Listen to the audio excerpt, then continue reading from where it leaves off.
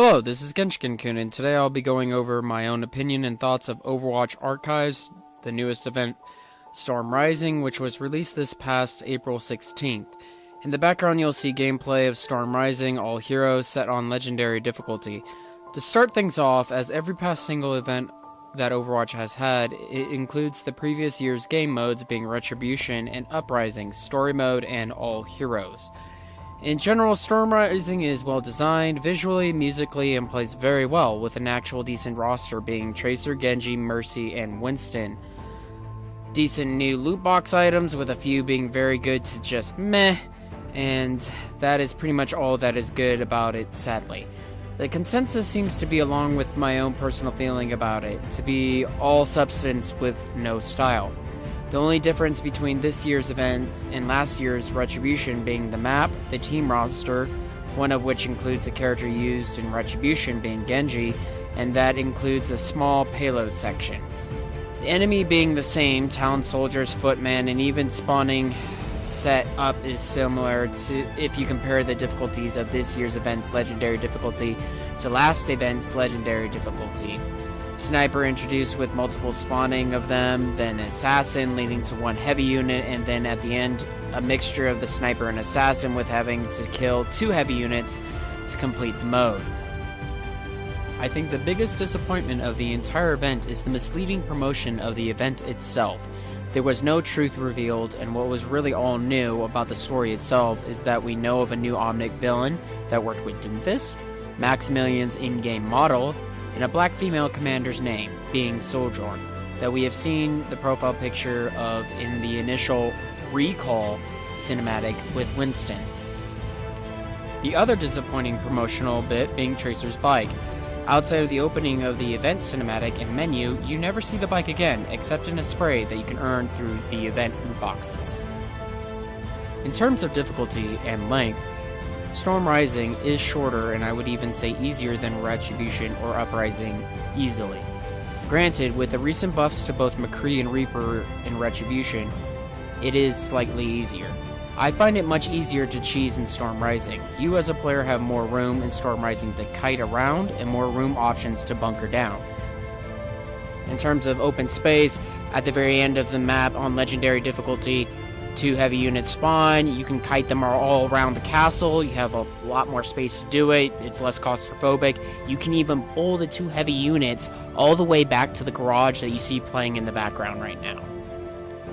What I mean by bunkering down, using bunker compositions such as Orisa, Baptiste, Bastion, Reinhardt, Baptiste, Torbjorn. You can use any composition that requires you just to sit in one spot with your back against a wall, and that actually works. Or you can use the composition that I'm currently using, which is 2 tanks, 1 DPS, 1 main healer. As long as one of those tanks knows how to heal themselves, and your healer knows what they are doing, you should do just fine on legendary difficulty. The funny thing about this particular playthrough is that we don't use any cheese strats. We don't kite them. All the tanks do is DPS the heavies as soon as they appear. The Roadhog uses his ult, the Torbjorn uses his ult, combined with the turret. I use my ult to burst heal, or I try to keep them up as long as possible. The tanks switch back and forth, absorbing and taking damage, and we just take them out. Going back to the topic of story, despite the characters being less dark than Retribution's cast, the dialogue and writing is still more dramatic and humorous in Retribution, since every character gives each other a hard time in a brotherly fashion, and that includes Moria as well. I would even go to say that Retribution's soundtrack is even better and fits with the intensity of the situation at hand, being that of an impeding threat of failure and doom. I completely understand that the amount of time that Blizzard put into the mode was less than that of Retribution. However, the amount of time that they had available was a year in total, being the same as Retribution's available time. I feel that they are putting maybe too much focus in Overwatch League and not enough into yearly events. And yes, I know that they are working on a good bit of content with a total of 4 known heroes in the making, that being Commander Sojourn, Echo from Acree's cinematic, the Omnic guy talking to Doomfist at the cinematic end of Storm Rising, and Junker Queen. with possible other unknown characters in the making. Jeff mentioned Maximilian being a major focus point now in the future. Perhaps he'll be joining the roster as well. Would you like him to be a DPS or healer? I preferably would like him to be a DPS, possibly even a summoner mechanic, by maybe summoning Talon soldiers to help him out, or some kind of unit to help him, or using a gambling RNG feature. That would be kind of neat. There's also new features being implemented that people have been wanting for a long time as well. In short, it is just a lot of people don't want another 2018 summer event. Remember Lucio Ball? Which Storm Rising wasn't near as bad as that, but the similar laziness is still there. As of now, Archives is typically the main source of updates to the lore, with bits of comic and short novel entries, as well as maybe a cinematic sprinkled here and there throughout the year. Gamers are now tired of cinematics showing but never telling, or just being in general just cinematics instead of actual gameplay, referring to Tracer's bike. Hopefully we'll be getting more story lore updates sooner rather than later.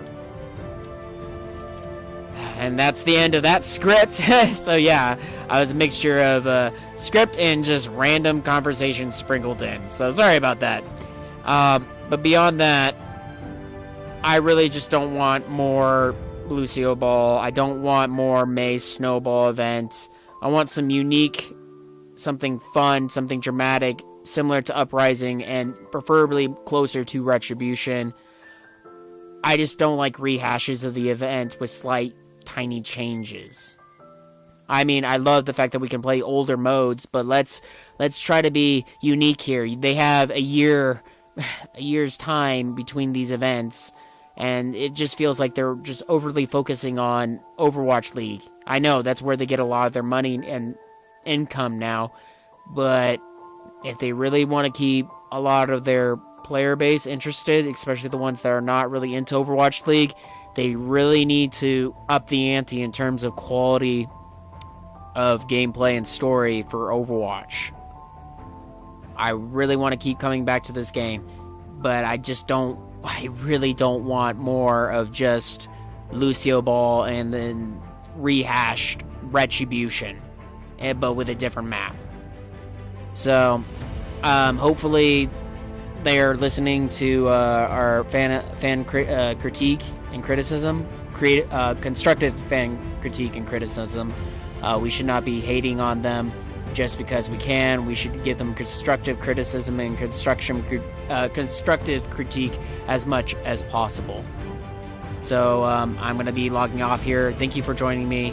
This is Genshin-kun, and I'm going to leave the rest of the match play out, and so you guys can enjoy it. Thank you for joining me. Till next time, sayonara.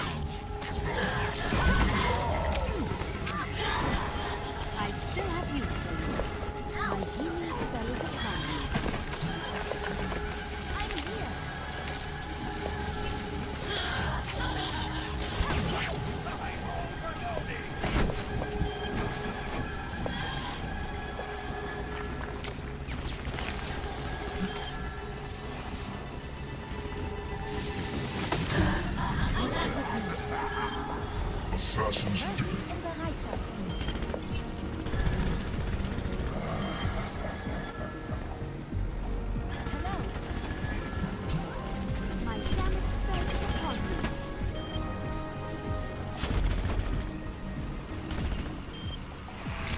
Someone called for a lift. Good work.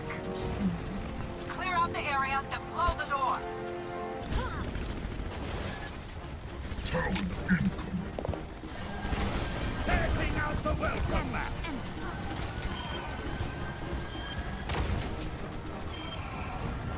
Talon dropped incoming. Down.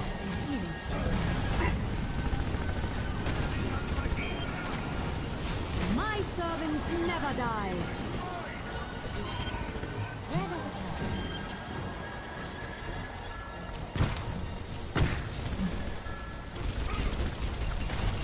Get them off me.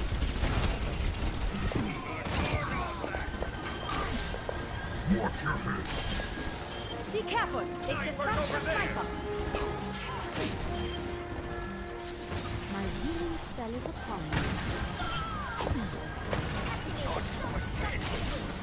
They drop in a sniper.